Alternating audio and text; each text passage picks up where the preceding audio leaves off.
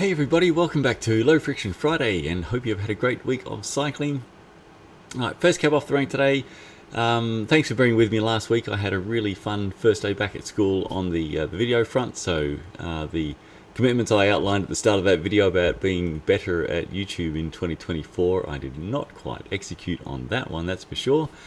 But thanks to some great input and comments, obviously I made a bunch of mistakes, required a re-upload of the video, and sort of started to get there from there. With regards to the content of the, I guess the importance of the and the challenges of chain wear checking due to the general inaccuracy across different tool models, the data table that I had at the end of that table I will be uploading to the website. Didn't quite get there this week. It does need not just to have a data table up there. I will be covering, I promise, as concise as I can while still covering all of the, I guess, really important information as to why being on top of this little thing in your cycling is quite crucial. I will be putting up a document with that table to explain what is chain wear, why it's important to track it, and how best to do that. So once that document is up, over time that data table will continue to be updated as I purchase more chain wear checkers, use them correctly, and then also we've already got local customers that have contacted. They'll start to, over time we'll get customer tools that they have of various models dropped into my courier box for me to be able to check. And as I get more samples of particular chain wear check models, we'll start to get more of a picture as to how accurate a particular model is from really what's going to be one batch to another, as opposed to, at the moment, a lot of them will be a sample of n equals 1. And hopefully if a tool is dead on accurate, that is a great sign for that tool going forwards. But we have seen with some models that that's not necessarily the case. So it'll be another just sort of really ongoing project.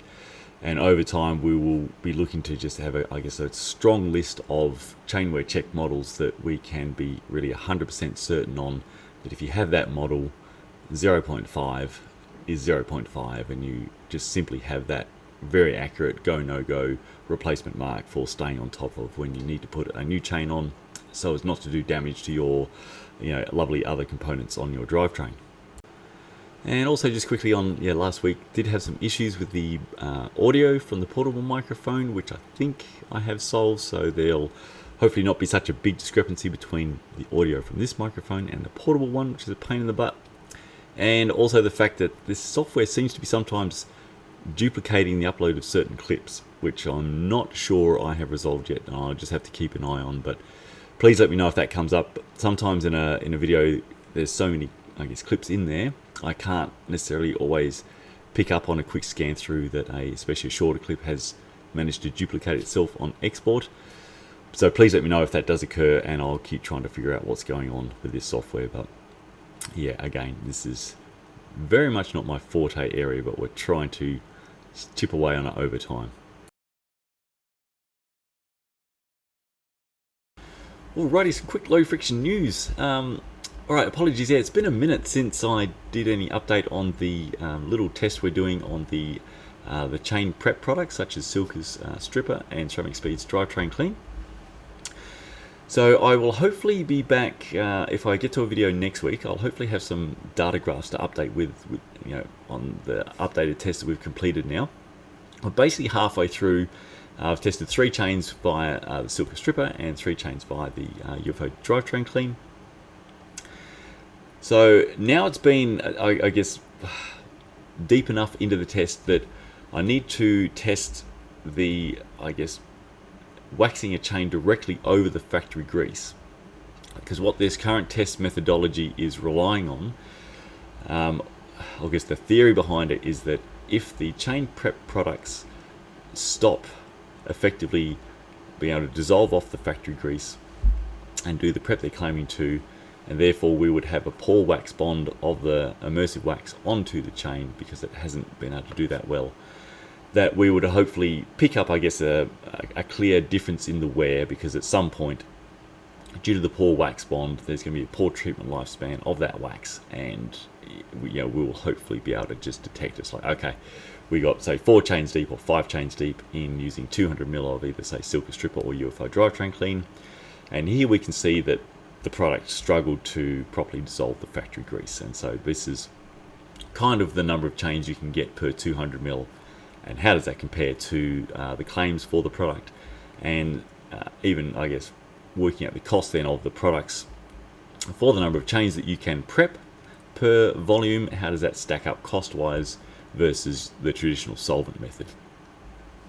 A potential issue with the theory, obviously, is that if it doesn't properly dissolve off the factory grease, that the factory grease may still obviously be in there doing some level of lubrication, and so if that is sufficient across the length of the test, it may prevent us being able to get some statistically different data. So I'm doing a test where I'm just basically running the exact same 6 by 10 hour intervals, checking the wear rate per interval with just waxing directly over the factory grease. So by next week I should have that done, and we'll have the data up, and we'll be able to see if the test methodology that we're using to assess these chain prep products is viable and has worked, or if this test methodology is just not going to work for what we want to assess. And simply assessing whether or not the chain prep products are working as the manufacturer claims, we're going to just simply have to go via I guess a visual and field confirmation as to, yes, that has stripped off the factory grease, and this is exactly how a wax chain feels and is super clean, or has it now started to struggle, and waxing over the top of this, it's kind of starting to look and feel similar to what it is when I waxed the chain directly over the factory grease, because the wax is visually, it does obviously gunk up more, and it's just not the same. So we may not get I guess a definitive, nice, clear, beautiful data picture to prove black and white categorically this many chains deep is where it starts to fall over. We may have to, the testing on that may have to be basically scrapped, and it's literally just going to be a visual and field confirmation. But some of these things we don't know until we try, and it will have been a fun test to try. It's fun for me to do as well, because obviously it's something that I guess the type of inquiry that we get in relatively common is customers around the world switching to waxing. They're not 100% sure if they have prepped their chain correctly. They're not sure if the chain is sort of sounding, feeling, behaving kind of how they like. And so it is interesting to see, I guess in this controlled manner, how the chains are looking, feeling, and wear tracking, even when we go straight to waxing directly over the factory grease. So that was something I hadn't actually done in all my time prior to this, and yeah, it'll be interesting to see the results on that. So I should have that for next week. Alrighty, last quick update before we get to the main thrust of today's video. So just with regards to the lubricant testing, the test machines are spooled back up. I'll be trying to do, I guess, a better balance this year than what I've managed in the last few years with regards to private versus open testing. It's a really tricky balance, because there's just really not many places for, if a manufacturer has a product that they genuinely believe is a great product and they want independent verification of that, so they've got something that they can go to market with that backs their marketing claims. There's just hardly anywhere else to go at the moment, so it keeps us pretty busy. And also there's a lot of testing that's commissioned for products, I guess, in the development phase. So before a manufacturer will lock something in to go to production, they'll want to have that put through the main test to see how it's going with regards to, are there any initial penetration issues present, how's it going with its dry contamination resistance, its wet contamination performance, and just get that full picture before it goes into volume production. So that side's been really busy, but what that means when it ties up a lot of my time and machine time, you guys don't see any of that, and I'm not building at a very fast rate the open league table, and there's a lot of requests for a lot of lubricant products that we'd love to be able to try to get to testing, get them on the data table to see how they go. I'm going to try to get through more open tests this year and a little bit less private testing. So I'll probably on a future video ask for some more input onto what products you guys would really love to see tested and updated onto the open league table this year. And I'll try to get to that. I do have a long list. I keep a list going from the requests that are emailed in, so I've got a fair few on the radar already. But it'd be great to get some input as well from those of you taking the time to watch my rambly videos. What would you like to see this year? Be it something sort of legacy like Morgan Blue Race Oil, or should I look to try to test the updated version of Absolute Black's Graphene Wax V2? which is interesting considering that apparently Graphene Wax V1 was perfect, according to them at the time. Whether you want me to test the Wen drip wax or Rock and Roll Extreme, whatever it may be that you'd love to have tested that we haven't got to yet. Either on this one, and also I put out a call I think on the upcoming videos as well. Let me know, and the ones that are most frequently requested or have at least some more compelling reasons why I should move them up the long list, I will really try to get them tested this year.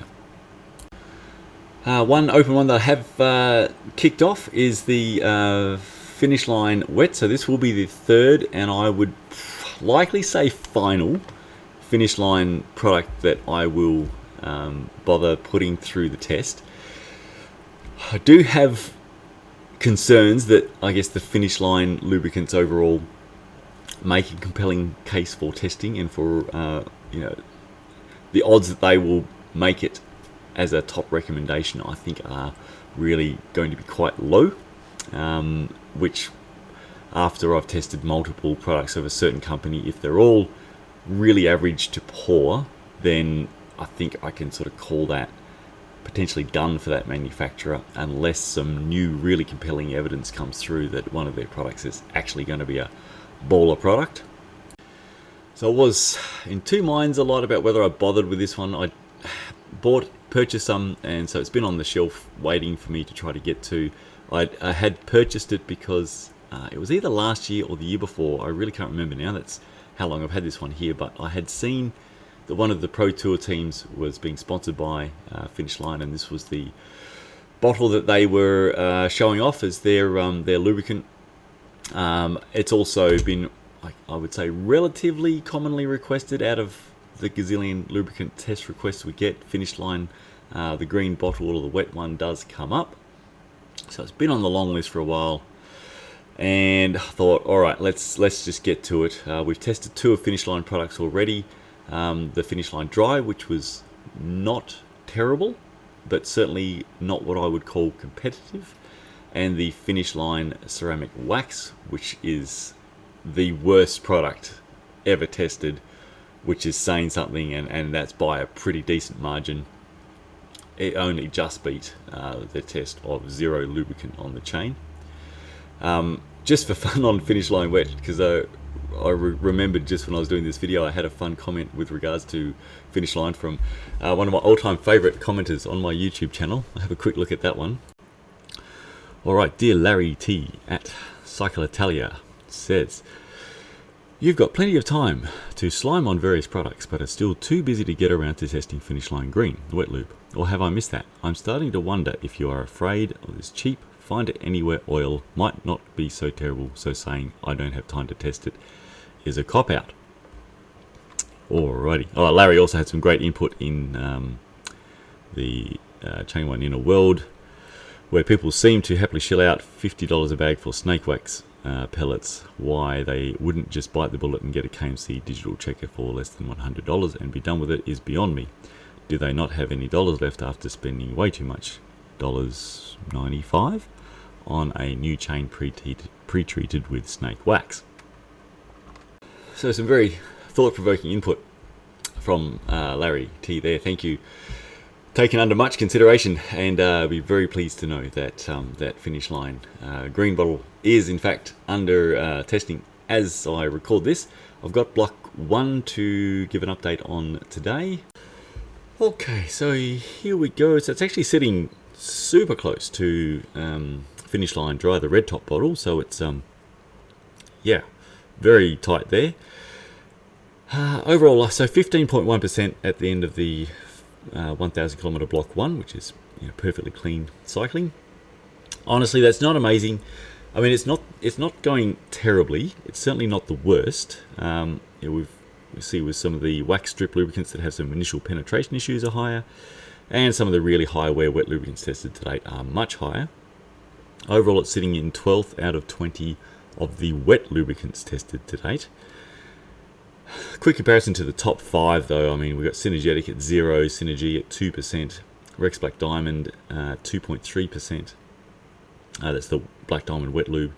Revolube's at 4%, Rex Domestique at 5.1%. So really, the average of the top 5 wet lubricants tested to date will be sort of 2 point something percent. So it's about 7 times higher than the top 5 known, which is significant.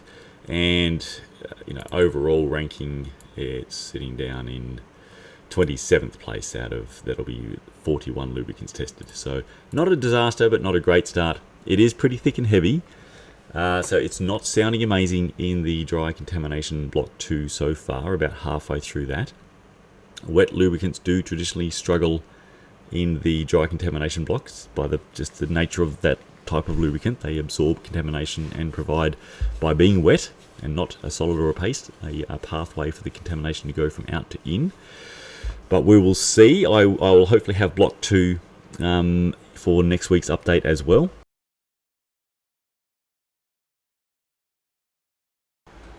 Alright, to the main video of today. So this is one I'm going to try to, circle back around to relatively, more frequently now. So cycling media doing best chain lubricant articles, or sometimes the models will be on podcasts or YouTube.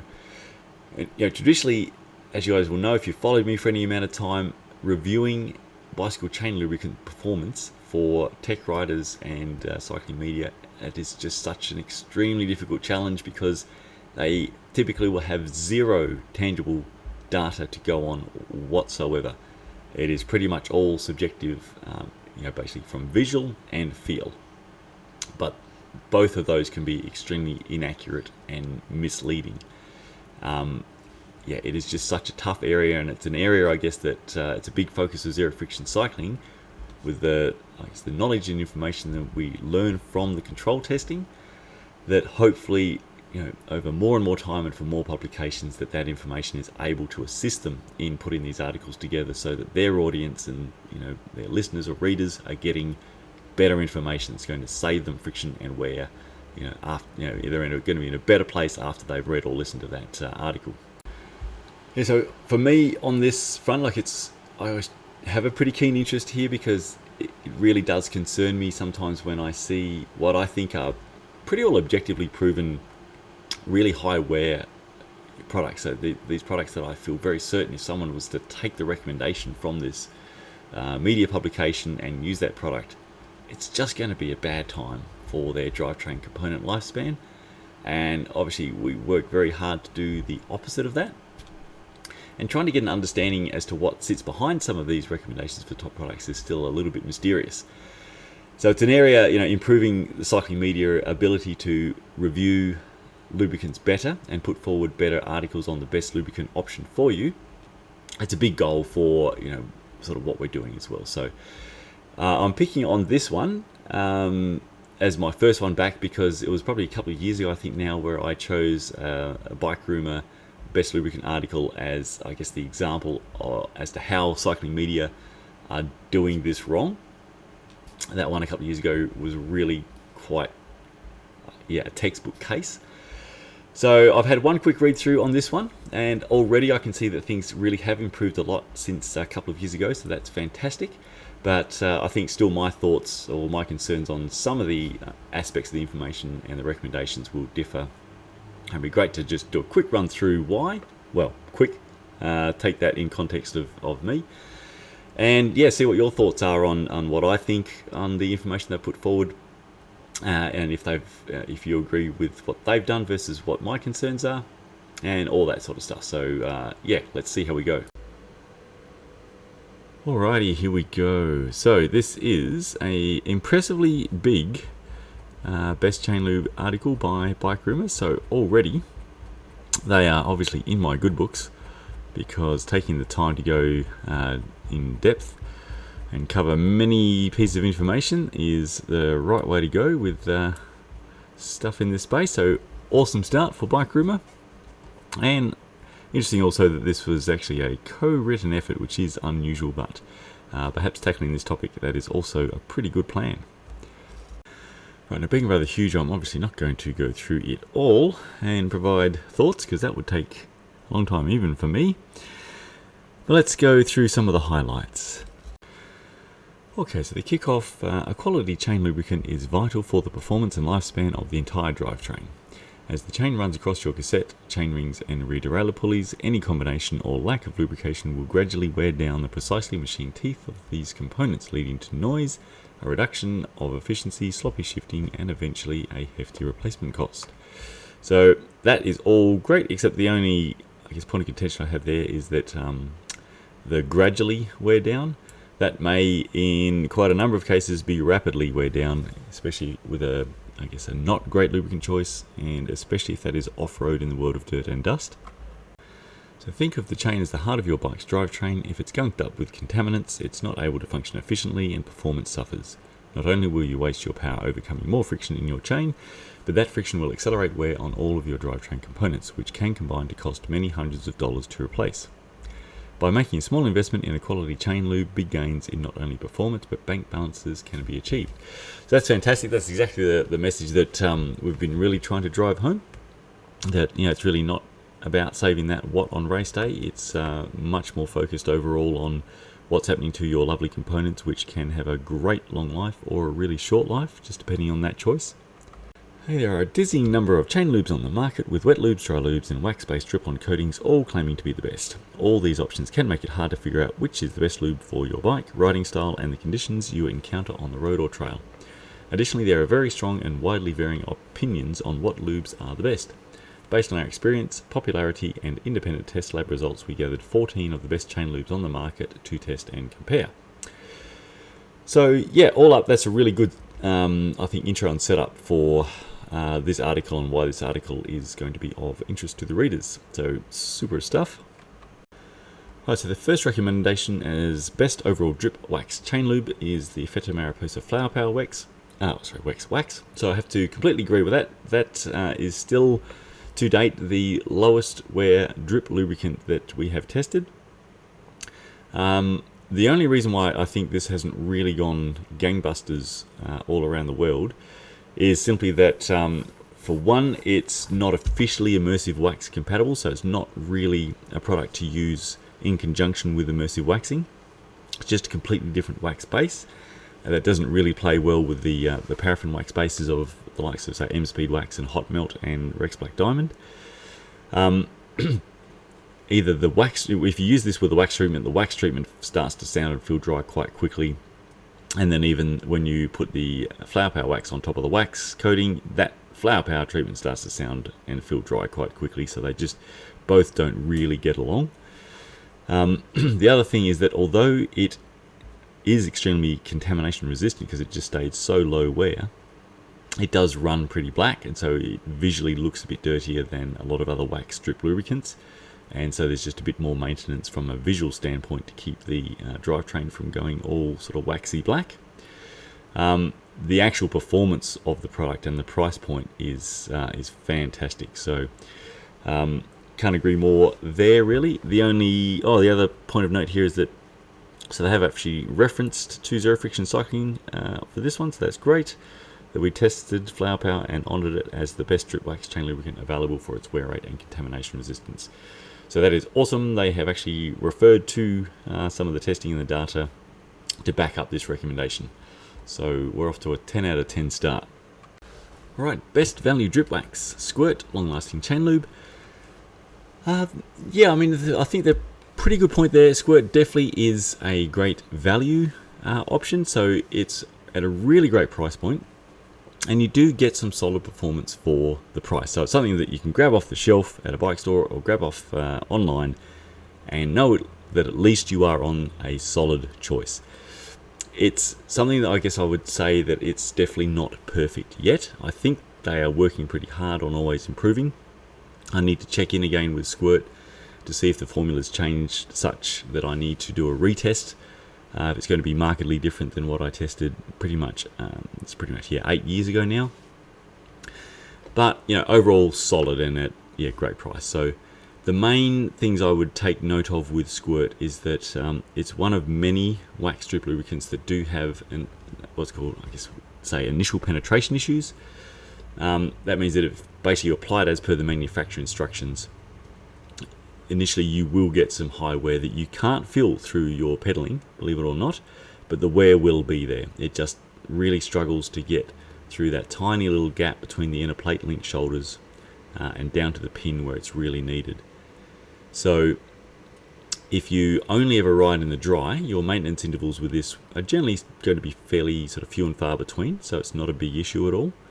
But if you ride constantly in the wet, where really you do need to reset the contamination in your chain post decent wet rides, because the water brings that shit in, it's going to be pressed into the set wax on inside your chain. Adding more wax over the top does not remove it. So unless you take it out, it's still going to be there on your next rides in the sun, causing quite a bit of frictional wear. Again, just imagine if you had no seals on your bearings and you did a wet ride or a wet off-road ride, unless you go in and take the crap out, just putting some more grease over the top is not going to save those bearings from a lot of damage.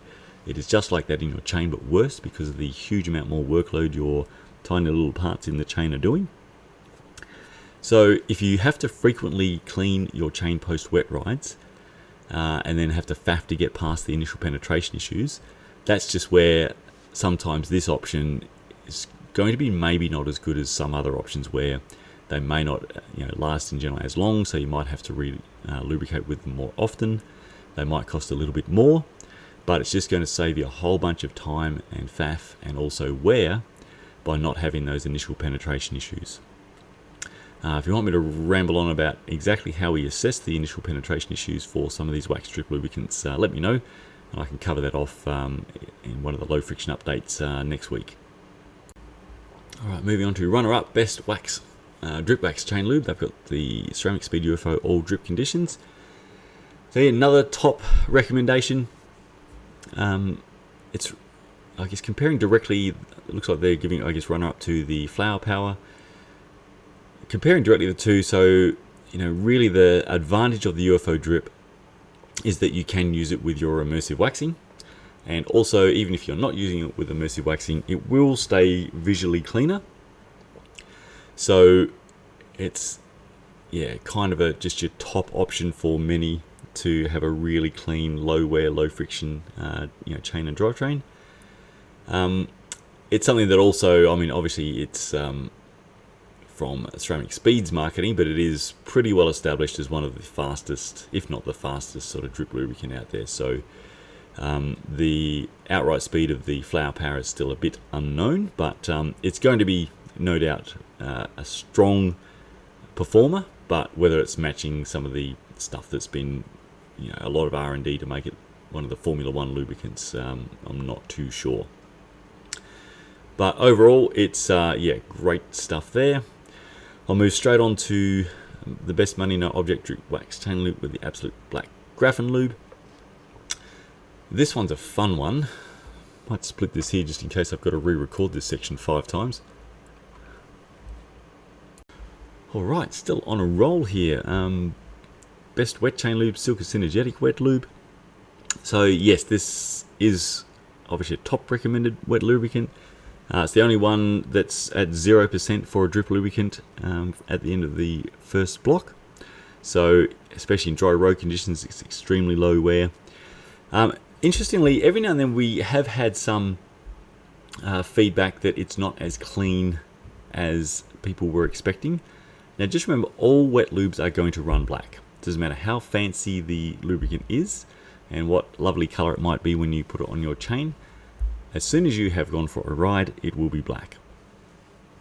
Part of it is just airborne dust. Part of it is there's an interaction between the lubricant and the coatings on the chain and the chain metal. No matter what you put on there, black is what you will have by the end of your first ride. But an issue these days is that the early days the Synergetic had a needle applicator, and they've changed that to a more normal nozzle.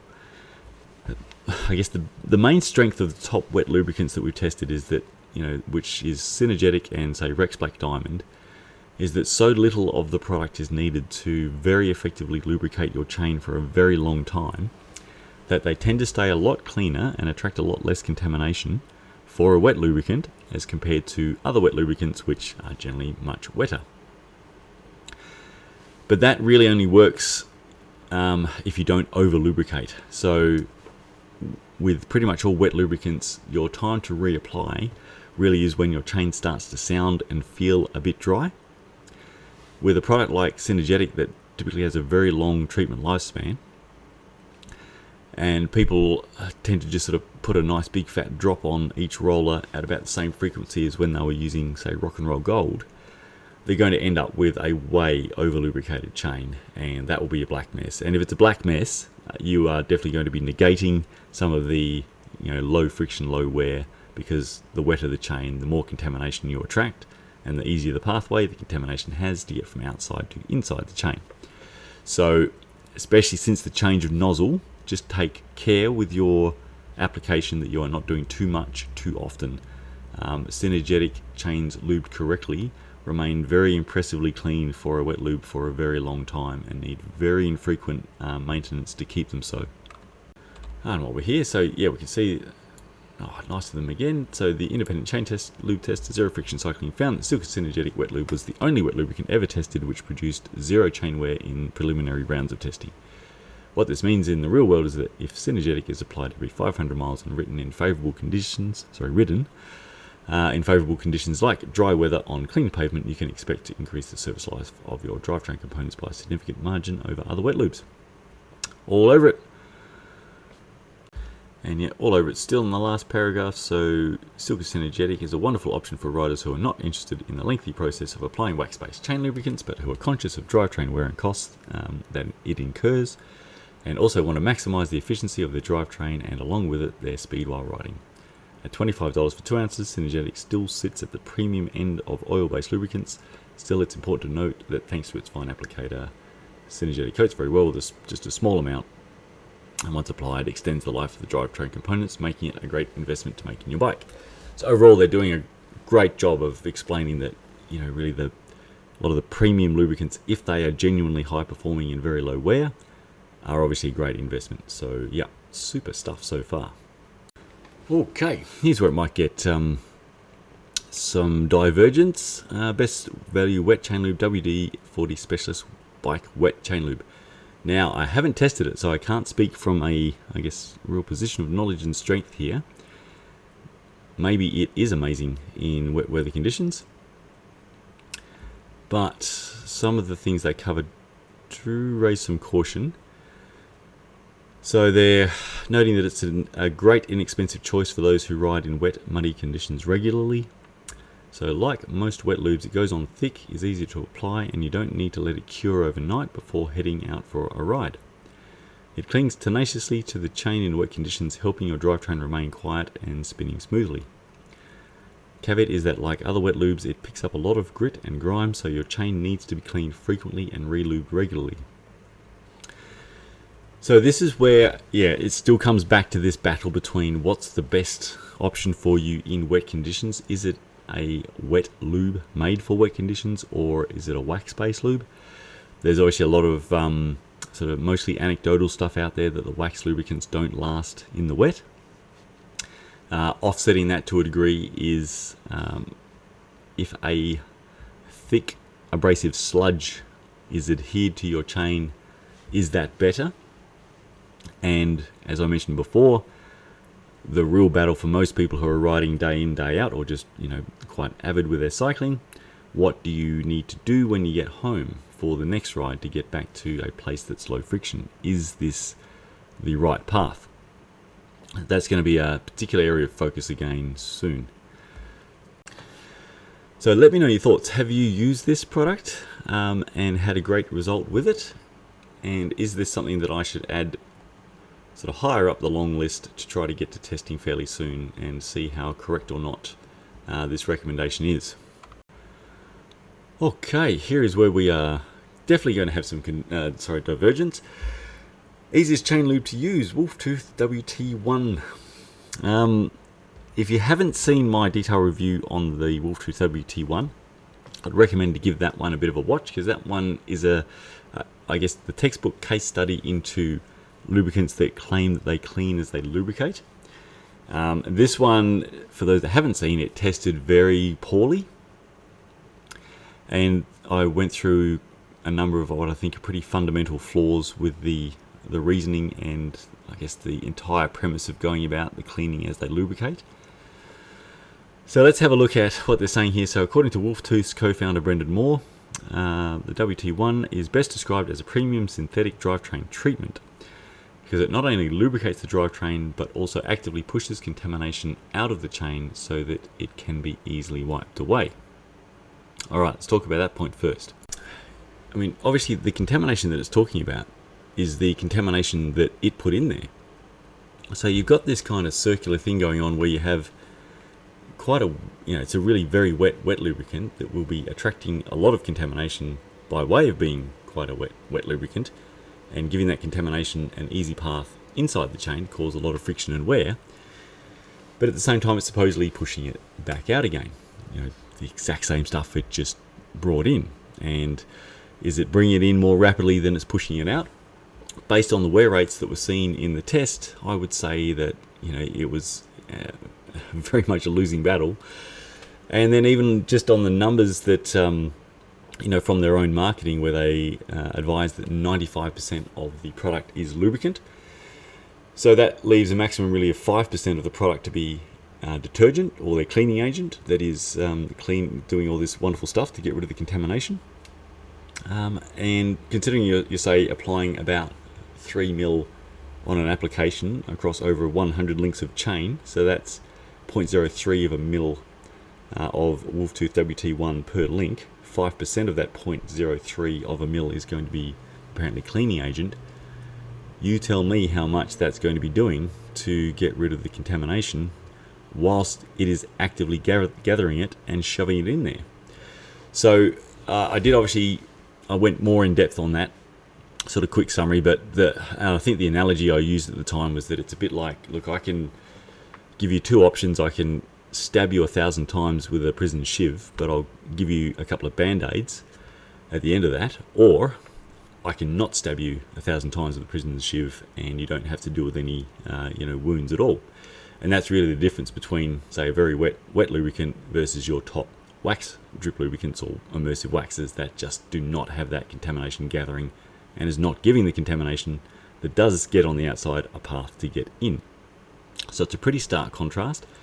Now, if my thinking was incorrect, I think obviously we would have seen a lovely low wear rate for WT1, but the wear rate for WT1 really was in line with other very wet lubricants.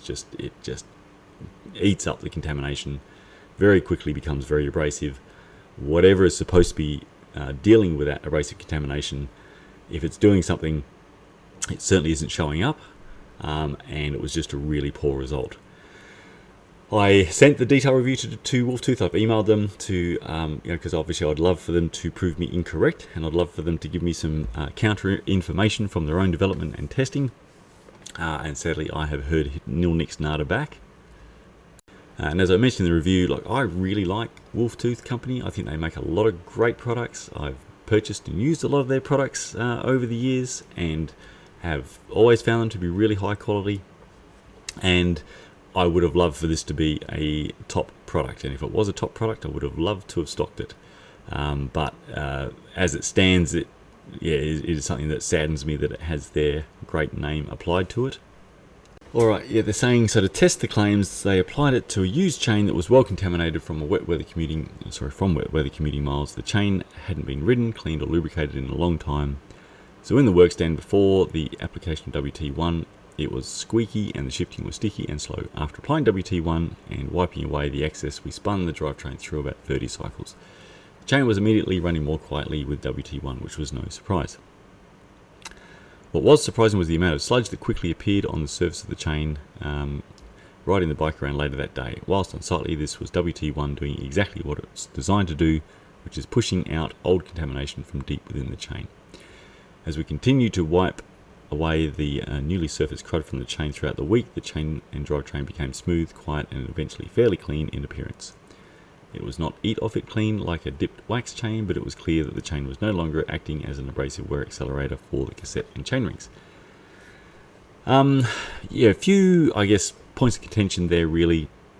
I would say that if you took such a chain and applied just some 3-in-1 oil from your supermarket that you would probably end up in about the same spot. I'd like to have some staff do some blind tests and see if they can kind of maybe pick which of the crud chains turned out in a better spot.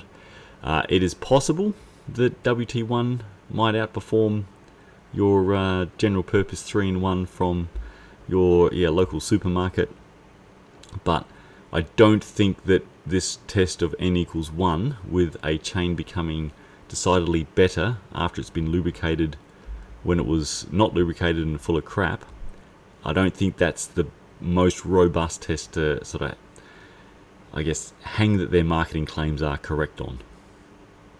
And finishing, so if you're the type of rider who chuckles at the thought of spending 24 hours prepping your chain so you can apply a $50 lubricant, the WT1 chain lube is probably a better option for you. Its oil-based composition means it can go on dirty and clean the chain while you ride, increasing your enjoyment of riding while preserving your expensive drivetrain components. So, yeah, I think like Bike Room have obviously really bought into Wolftooth's claims that this product cleans as it lubricates, something that, you know, obviously I really do not believe has been proven by them whatsoever, and it's really not proven, I don't think, for bicycle chain lubricants at all, to a very large degree. It's a pretty tough one to try to do.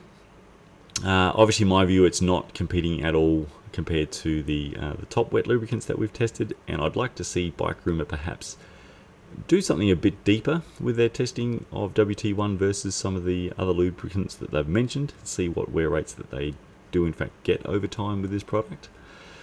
And I mean, they're really pushing the whole, you can just slap this on and it will clean as it lubricates for you, which to me is very misleading. There's not, you know, I wouldn't recommend this approach to anybody who actually wants to have a low wear chain and drivetrain. And it's not a 24-hour job to prep your chain to put a good lubricant on it, especially these days with products like, say, Ceramic Speed's UFO Drivetrain Clean or the Silka Chain Stripper. You're talking about basically a 10-minute soak, then rinsing it with boiling water, dry the chain, and lubricate it. So it's about a 15-minute job, and you have stripped your chain clean, ready for whatever magnificent top lubricant choice you wish to go with, be it waxing, wax strip, or top wet lubricant. So yeah, they're just kind of trying to, I think, push that a little bit too hard on behalf of Wolftooth. Okay, getting to best of the rest, Pedro's Slick Wax. Overall, they just say a lot of really nice things about it, which is pretty groovy. I can't really confirm or condone or say anything against. I haven't tested this product. Let me know if you have been using this and if it's been a great experience or not, and whether or not I should again sort of try to up this one on the long list. It has been mentioned to me a bit over time. Some of the Pedro's lubricants, I generally hold Pedro's in pretty high regard from quality tools. That does not always carry over into great chain lubricants, as we've seen with some, but yeah, I always live in hope. But no idea, maybe it is everything they say here exactly as that, but one day we will hopefully find out. So in best of the rest, there's also Silka Super Secret Chain Lube. So this has been a long-standing sort of actually one that we stock and recommend to go, especially along with the immersive waxing. It's really the emulsified version of their hot melt wax. So there's, I guess, two quick sort of pros and cons of, say, the SS drip or UFO drip to use with either standalone or in conjunction with immersive waxing, because they're, in some ways, I guess, that's really what people are looking for, at least the ZFC customers. That's the main sales of these two lubricants. The SS drip, it's overall, so you do need to shake the bejesus out of the bottle, otherwise you can be applying mostly carrier and get a pretty short lifespan from the treatment. Even shaken well, we still get feedback sometimes that the treatment lifespan is not as long as what some would hope, so it's a fairly regular reapplication. But it does stay very clean, and it's a pretty quick and easy application. UFO drip goes on quite a bit thicker, so in general you do get a pretty solid treatment lifespan from the product, but you do have more excess to wipe. So there's you know, to keep things from starting to gunk up over time with UFO drip, there is certainly some excess to have to wipe off the cogs and rings after an application, which just takes probably another 2 minutes versus putting on a coating of SS drip. So, but overall, yeah, very popular product, has been for a very long time and got some great benefits, especially with immersive waxing. Okay, having a look at, I guess, what they're saying versus what I'm saying. Just ducking down to this paragraph, what sets Silka's Super Secret apart from all other drip-on wax lubricants such as Squirt, Absolute Black, Graphene Lube and Ceramic Speed UFO drip is that Super Secret is able to immediately penetrate and spread throughout a perfectly clean chain. All the other lubricants mentioned can take longer to fully penetrate. So, yes versus Squirt, yes versus Graphene Lube, but not versus UFO drip. UFO drip does not have any penetration issues either. So that's part of what makes these two a couple of the top recommended by ZFC. Still, you need to give it 12 hours to cure for maximum effectiveness. Yes, that is very true of really pretty much all of the wax emulsion drip lubricants. The carrier, which is normally water, does need to evaporate properly so that it is set. Some products do claim a shorter set time, but that's yet to be proven. That is another little test project on my rather long to-do list. If you are finding SS drip not to have the treatment lifespan that you are looking for especially say like a big weekend ride, a little hack is to apply a coating, allow that to set. You don't have to give it the full 12 hours, but allow it to set for, say, at least a couple of hours, and then apply another coating. You can sort of layer this one up pretty well because the coatings that you're putting on are quite thin. But yeah, they're incorrect in that it has a penetration advantage over UFO drip. UFO is also no issues with regards to that at all. Okay, Motorex chain lube with PTFE.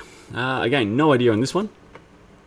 I guess I'll say that in general the market is, thankfully, moving away from lubricants with PTFE, and that a lot of manufacturers, if they used to have PTFE in a product, they have replaced it with something else, such as tungsten disulfide, or in some cases it might be boron nitride, and then they get to stick ceramic on there for marketing. But in terms of its performance and what they're saying about it here, no idea. Again, if you've been using it, let me know. At this stage, I am pretty much avoiding, I guess, testing any lubricants with PTFE, because I think they either are or should be on the way out, which makes it a low value test in terms of what it really brings to the table for everyone information wise. If it's going to be a product that we're going to be probably avoiding, or maybe discontinued or updated, is it worth putting the very large amount of resources into doing that test? But yeah, don't know, maybe it is one of the best of the rest or not. Rock and Roll Gold, skip straight on.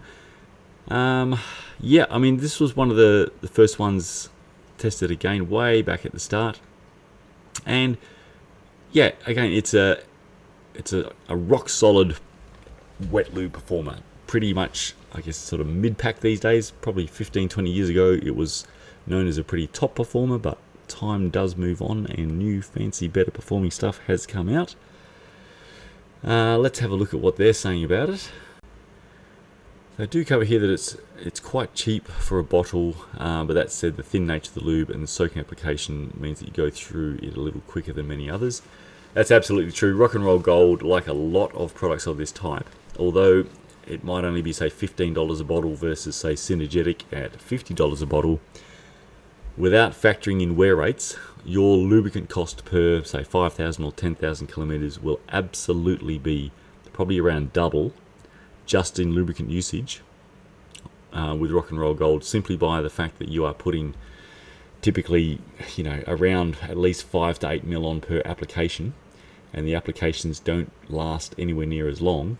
Just your net usage is much higher, and you actually not even just in, I guess, those pure volume amounts, you will go through probably around double the dollar amount just in lubricant cost, as opposed to a bottle of Synergetic, which is costing $50 for 60 mil. So there is a bit of a false economy with a lot of lubricants like this, just purely on a lubricant cost basis, without even factoring in the lower wear rates of the genuine high performing stuff.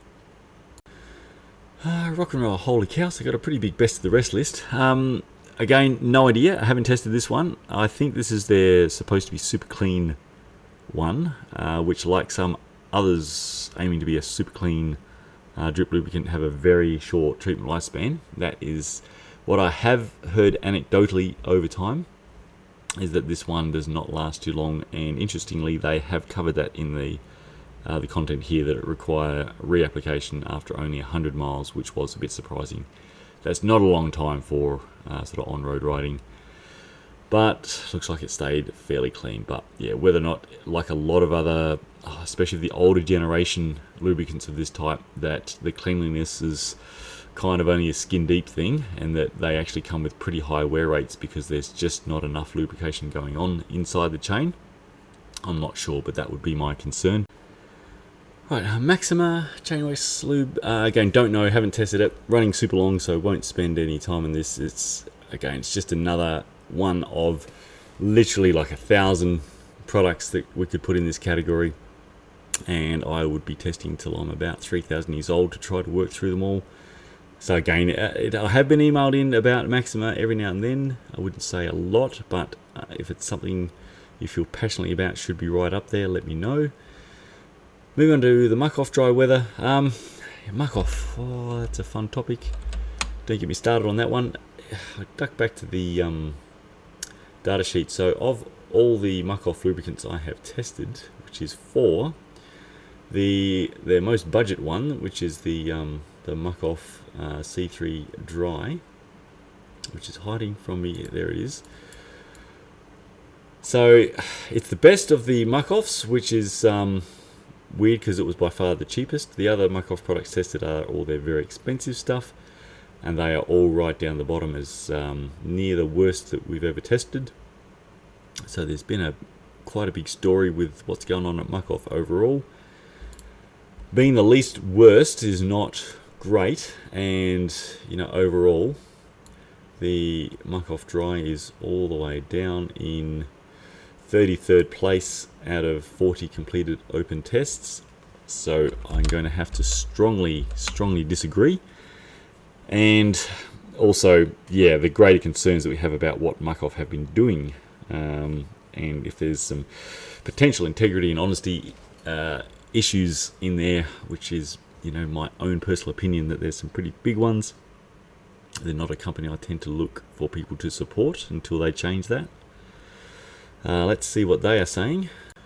Okay, so muck off designed their dry weather lube to perform in dry to slightly damp conditions. It's wax based and also biodegradable, which means it won't be able to cling to the chain well in steady rain, with the road spray from both wheels assaulting the drivetrain. Even in perfectly dry conditions, we found that muck off dry lube didn't keep our chain quiet for very long, despite solvent cleaning the chain prior to first application and letting the lube cure for 24 hours before riding. So we only recommend muck off dry lube for a bike that sees dry weather, and for a rider who likes to do routine maintenance like cleaning and lubricating the chain weekly, if not more often. So I'm pretty confused. Bike Rumor started off super good on this one, and the fact that they've been referring to the zero friction cycling testing and information, and have used that in a number of the top lubricants that they've recommended. I don't know how they've missed, I guess, the testing and information with regards to the products, say like the muck off dry and also the Wolftooth WT1.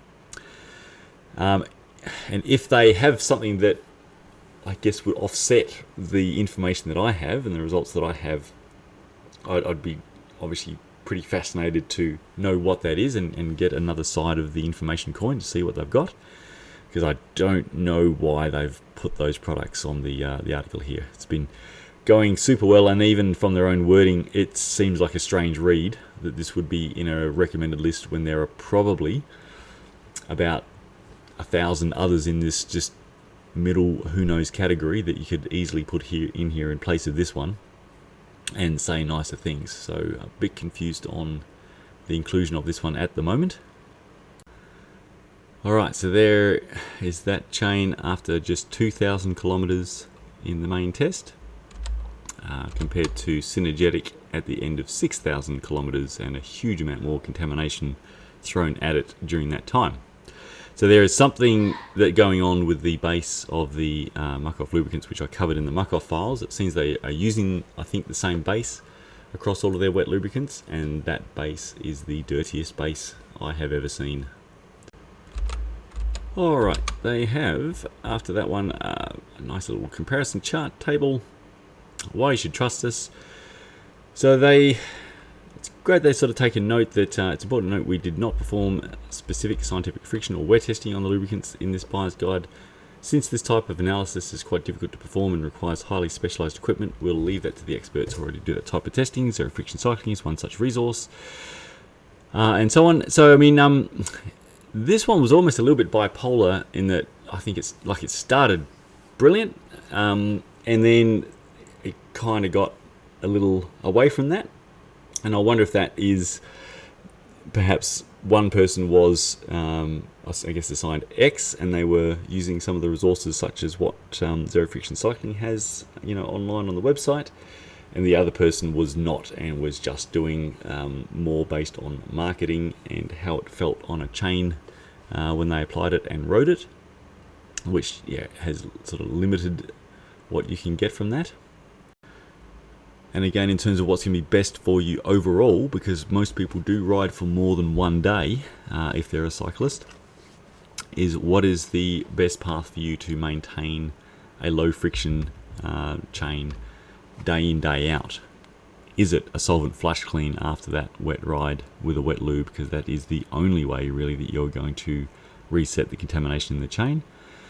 Whereas a bunch of the waxes, you can either just say immersively re-wax and let the wax pot take care of it, or the ones that are using the refined paraffin base, you can do a boiling water flush rinse, dry, re-lube or re-wax. And yeehaw, a boiling water flush rinse is generally a whole lot easier and cheaper than a solvent flush clean and not having to dispose of solvents and so on. So there's a little bit on that front. I still have a bit of work to do with cycling population in general. Right, so they cover a bit more in depth on wet lubes in general, and I'll move on from that for the moment rather than spend an age. Dry, a bit of a, I guess, thing to raise there. Dry lubes are typically more susceptible to washing off in wet conditions, so that is not, I guess, literally correct.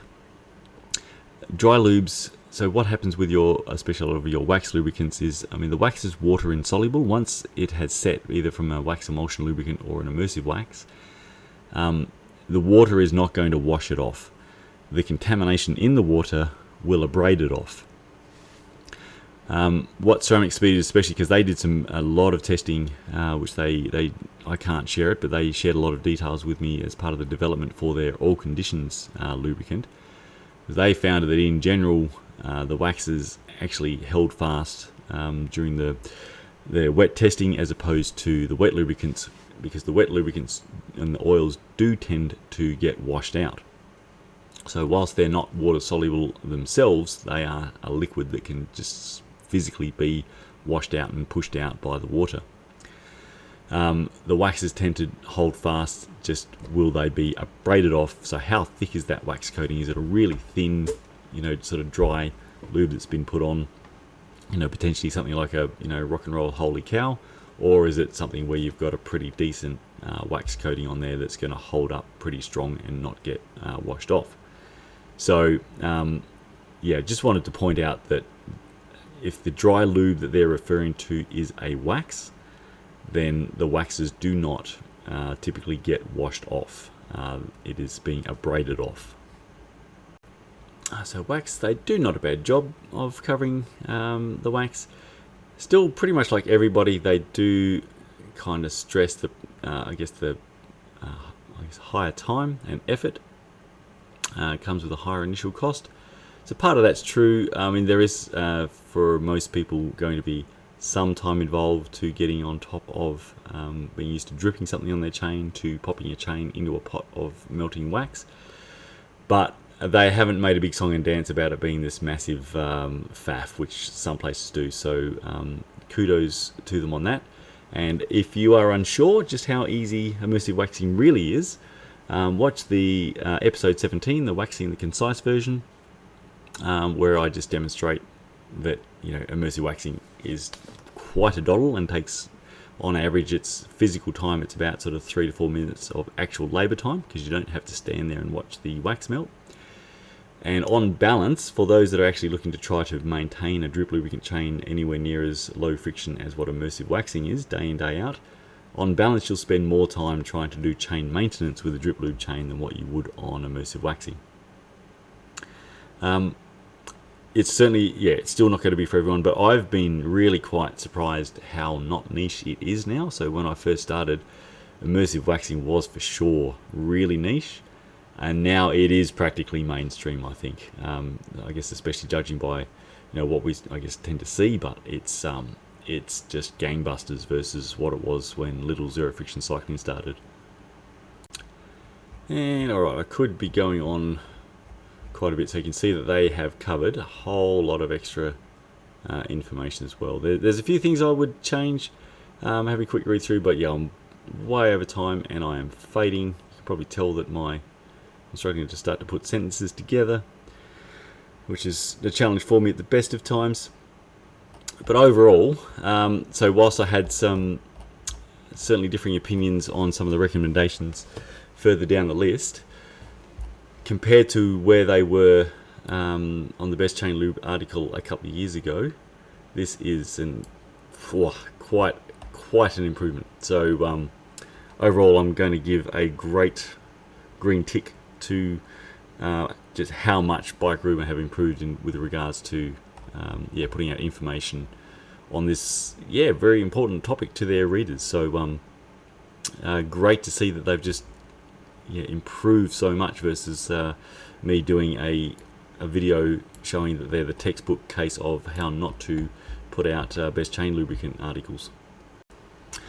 And so even though, as always, that took me about 3 times longer to do as what I thought it would, I'm shattered. Sorry for my ever deteriorating presentation through this one. And again, I just couldn't be bothered to put it in the category of I can split this up into a sort of multiple video part release. I just decided, screw it, we'll power through. So I will just have to keep working on my plan of trying to do shorter vids, but overall it was a good news story. Just to see that overall improvement, and I wanted to get a good news story out today because I really like to be able to talk about some just the general positive movement of things in this sort of little space in cycling. So thank you, Bike Rumor, for really picking things up versus what we saw a couple of years ago, and it's thanks to all the cycling media that are the ones that are really focusing on doing a better job. It makes my job easier when I don't have to try to counter or contradict a whole bunch of stuff when they're helping reinforce some of just the really good knowledge as to what works and why, to help make your chain and drivetrain cleaner and longer lasting and for less maintenance time and solvent faff and all that stuff. So brilliant. All right, that'll do me. Thanks everybody, have a great weekend of cycling, and I will see you hopefully next week, but it might be a couple. We will see. Depends what topic I'm tackling and if I can actually try to do it well.